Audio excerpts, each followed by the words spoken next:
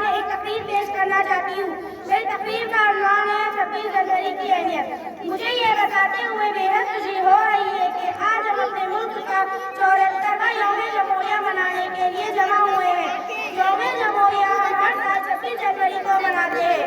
حالانکہ ہمارا ملک 15 اگست 1947 کو آزاد ہوا تھا، لیکن سب کو برابر کا درجہ دینے والا قانون ابھی تک نہیں بنا تھا.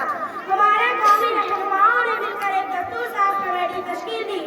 برسوں کوششوں کے بعد ڈاکٹر بھیم راؤ کی صدارت اور جمہوریت، انصاف اور ملک کے سبھی لوگوں کے لیے مساوات کے اصول پر مبنی ہندوستان کا آئین تیار کیا گیا. اسی وجہ سے ہم 26 جنوری کو یوم جمہوریہ کے نام سے یاد کرتے ہیں. ایک شہر پر میں اپنی